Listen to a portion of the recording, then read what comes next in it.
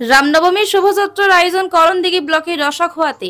উত্তর দিনাজপুর জেলার করণদিঘি ব্লকের রসাখোয়াতে রামনবমীর শোভাযাত্রায় উপস্থিত ছিলেন রায়গঞ্জ লোকসভা সাংসদ কার্তিক পাল ও করণদিঘির বিধায়ক গৌতম পাল। এদিন এই রামনবমীর শোভাযাত্রায় মিছিলে অংশগ্রহণ করেন রসাখোয়ার রাম ভক্তরা। রামনবমীর শোভাযাত্রায় সম্প্রীতির বার্তা দেখা গেল।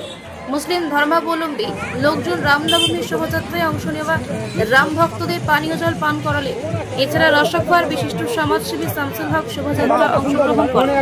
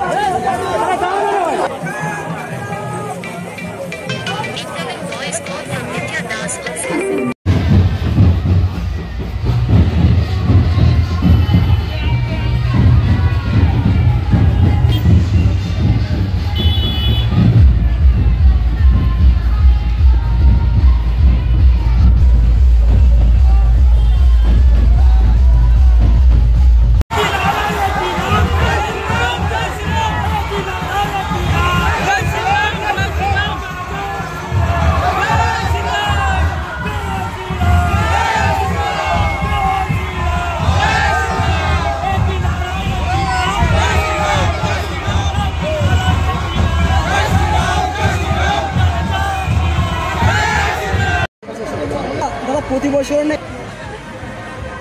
উৎসবে মেতে উঠুক গোটা ভারতবর্ষ।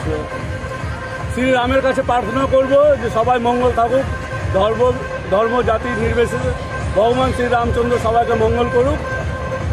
প্রতি বছরের নিয়ে এবারও আমরা রামনবমী উৎসব করেছি আর খুব সুন্দরভাবে উদযাপন হলো।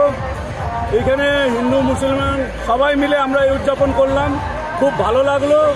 আর যারা যারা আমাদের সঙ্গে ছিল সবাইকে ধন্যবাদ জানাই পুলিশ প্রশাসনকে ধন্যবাদ জানাই, রাসাখোয়া লোকাল মানুষকে ধন্যবাদ জানাই, যারা আমাদের র্যালি হেঁটেছিল তাদেরকে।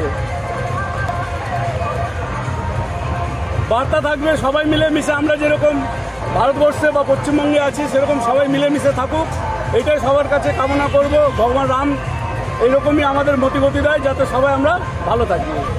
খুব ভালো লাগতেছে যে এখানে পার্টিটাকে মাইনে রাখেনি, মনুষ্যত্বটাকে মাইনে রেখেছে। এই জন্য খুব ভালো লেগেছে যে পার্টির ঊর্ধ্বে আমরা উঠে গেছি। আমার নাম হচ্ছে সুবোধ মাহাতো, আমি রামনবমী উৎসব কমিটির সভাপতি। আমাদের র্যালিটা শুরু হয়েছে রসাখোয়া ফুটবল ময়দান থেকে শুরু হয়ে ঘন্টা পেট্রোল পাম্প, ওইখান থেকে আবার রিটার্ন হয়ে শিলিগুড়ি মোড় হয়ে নেতাজি কলোনি থেকে আবার রিটার্ন হয়ে এই মাঠে সমাপ্ত করলাম। এবং ভক্তদের জন্য প্রসাদের ব্যবস্থা করা হয়েছে, সবাই প্রসাদ দিচ্ছে, খুব আনন্দ উৎসবের সঙ্গে উদযাপন করতেছে রামনবমী। মিনিমাম 25,000 লোকের সম্ভাবনা রয়েছে।